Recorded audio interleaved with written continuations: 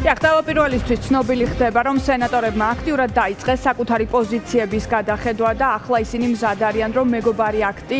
დაჩქარებულად იქნას მიღებული სენატში და გადაეგზავნოს უკვე ხელმოსაწერად ამერიკის პრეზიდენტს დონალდ ტრამპს. ეს სენატორები არიან ტიმ სკოტი, რესპუბლიკელი სენატორი სამხრეთ კაროლინადან და მაიკ ლი, რესპუბლიკელი სენატორი ასევე იუტადან, რომლებიც როგორც ჩანს და როგორც ჩვენ რამდენიმე დღის წინ გავიგეთ, შეცდომაში იყვნენ შეყვანილი გარკვეული ლობისტური ჯგუფების მხრიდან და ამის შესახებ დაწერა საჯაროდ ალექს რაუფოღლუმ, ამერიკის სახელმწიფო დეპარტამენტში აკრედიტებულმა ჟურნალისტმა მის წყაროებზე დაყრდნობით და ახლა როგორც ჩანს მათ დაიწყეს ამ პოზიციების გადახედვა. სენატში დაჩქარებული წესით კანონპროექტის მიღება სჭირდება 100-ვე სენატორის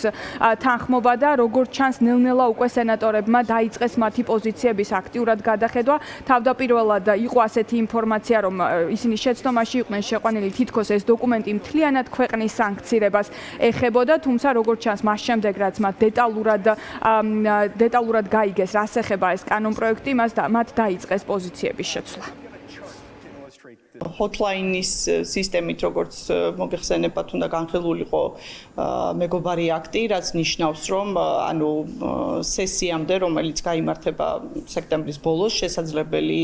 არის, ასე ვთქვათ, ეს კანონპროექტი პირდაპირ აღმოჩნდეს პრეზიდენტის მაგიდაზე. ამიტომაც პრინციპში ეს ადამიანები არც ეწინააღმდეგებოდნენ, უბრალოდ განსხვავებული პოზიცია ჰქონდათ მათ ზოგადად აი ამ სანქციებთან დაკავშირებით და არა კონკრეტულად საქართველოსთან მიმართებაში. ამიტომ ვფიქრობ, რომ ის გადაწყვეტილება, რაც ამ სენატორებმა და ახლა უკვე ორი მათგანი გახლავთ, მაიკლ ლი და ტიმ სკოტი, რომელმაც ამგვარი გადაწყვეტილება მიიღეს, კიდევ ერთხელ ცხადყოფს სწორედ იმ ორპარტიული მხარდაჭერის, ასე ვთქვათ, მნიშვნელობას, რაც საქართველოს ყოველთვის ჰქონდა და მის ბრძოლას თავისუფლებისთვის რუსული იმპერიის წინააღმდეგ, იმიტომ რომ ეს ადამიანები და მეგობარი აქტი კიდევ ერთხელ ხაზს უსვამ არის მიმართული ბიძინა ივანიშვილის რუსული რეჟიმის წინააღმდეგ. საინტერესო ახლა როგორ განვითარდება პროცესები და მიიღებენ თუ არა ამავე გადაწყვეტილებას მარკუეინ მალინი და რენდ პოლი. შეგახსენებთ, რომ მარკუეინ მალინი არის სენატორი, რომელიც ჯერ კიდევ 2020 წელს საუბრობდა ბიძინა ივანიშვილის რუსულ კავშირებზე და წერდა, რომ ივანიშვილის რუსული მილიარდები ქართულ დემოკრატიას საფრთხეს უქმნის და ის იყო კონგრესში, მაშინ იყო ის კონგრესმენი და ის იყო კონგრესში სანქციების ივანიშვილის წინააღმდეგ სანქციების ერთ-ერთი კანონპროექტის ერთ-ერთი ავტორი, ასევე რენდ პოლი ჯერჯერობით აპაუზებს მეგობარი აქტის დაჩქარებული წესით მიღებას. რენდ პოლი ზოგადად სანქციების წინააღმდეგია და სწორედ ამიტომ ეწინააღმდეგება როგორც ჩანს ის ამ კანონპროექტს, თუმცა ოპოზიციაში საუბრობენ იმის შესახებ, რომ დაჩქარებული წესით თუ განხილვით რეალურად მეგობარ აქტს არანაირი საფრთხე არ ემუქრება და აუცილებლად ის შემოდგომაზე იქნება დამტკიცებული. ჩემი მოლოდინი იყო, რომ ეს პოზიციები შეიცვლებოდა, იმიტომ რომ მათ შორის შეხვედრები, რომელიც ჩვენ გავუერთეთ ვაშინგტონში საფუძველს გვაძლევდა, რომ ეს მოლოდინი მქონოდა.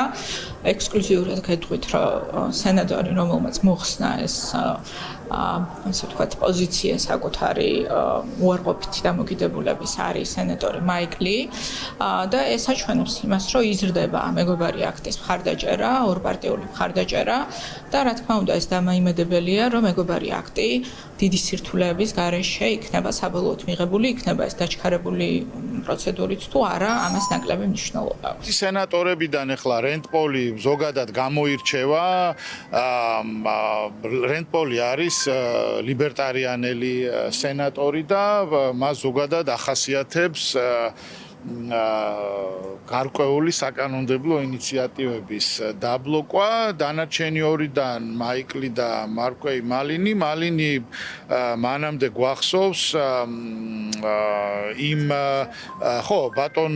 ბიძინა ივანიშვილზე იმ რამდენიმე სენატორს შორის იყო, რომელიც ხელს აწერდა დოკუმენტს, სადაც ძალიან ძლიერი კრიტიკა იყო გამოთქმული ქართული ოცნების და ივანიშვილის მმართველობის მიმართ.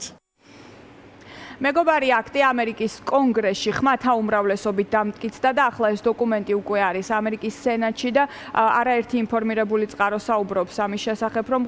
მხოლოდ ამ დოკუმენტის დაჩქარებული წესით მიღება არის ახლა დაპაუზებული გარკვეული სენატორების მხრიდან, თუმცა ჩვენ ვხედავთ უკვე მათი პოზიციების აქტიურ ცვლილებასაც და რეალურად იმის გააზრებას, რომ ეს დოკუმენტი ეხება მხოლოდ ბიძინა ივანიშვილის მმართველობის სანქცირებას და გარკვეულ ჩარჩო დოკუმენტს ქმნის ამერიკა-საქართველოს ურთიერთობებში, რაც შეეხება ქართველ ხალხს, ქართველი ხალხის აქტიური მხარდამჭერი რჩება შეერთებული შტატები და თავად ეს დოკუმენტიც, მეგობარი აქტიც ძალიან ბევრი სიკეთის მომტანი იქნება ქართველი ხალხისთვის.